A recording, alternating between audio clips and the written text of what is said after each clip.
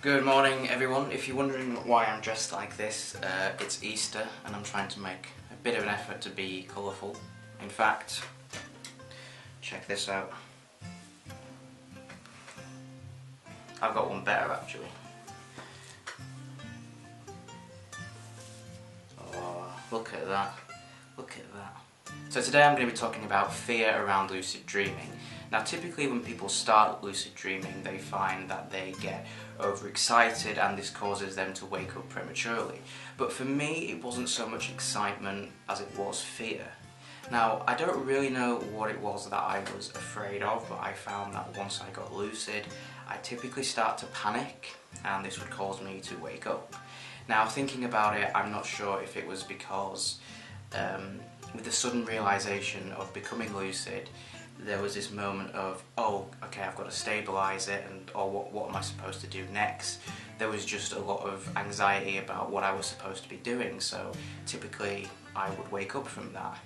And as well as that, I think there was just this feeling of being overwhelmed, you know, suddenly realising that you're dreaming and everything becoming very vivid and having that awareness was just kind of scary. And I think as well, you know, with dreams, your feelings influence the narrative of the dream, so whilst you're feeling quite panicky and scared, the dream can start to follow that feeling, so things around you might start to get a little bit scary. What used to happen with me, especially if I tried to fly, was I'd get quite high and then I'd start to freak out and everything would get very, very dark and claustrophobic, and I just couldn't fly very high, and that would cause the dream to end as well.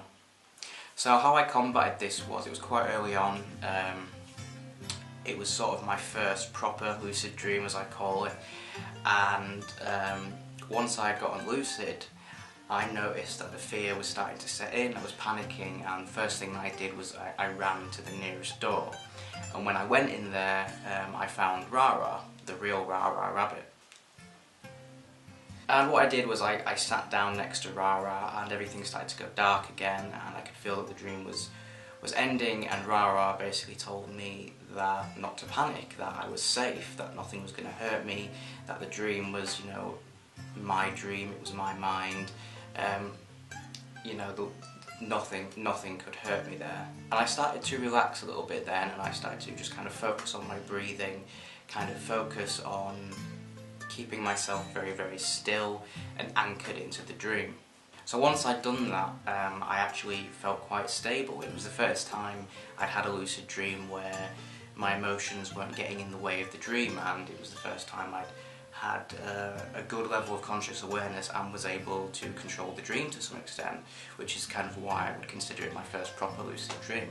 So I still have moments like that where I kind of get this fear, but typically I find if I just stop, just focus on my breathing, remind myself that I'm safe, that there's nothing there that could cause me any harm, I can usually get through that pretty easily, and that allows me to have pretty long lucid dreams.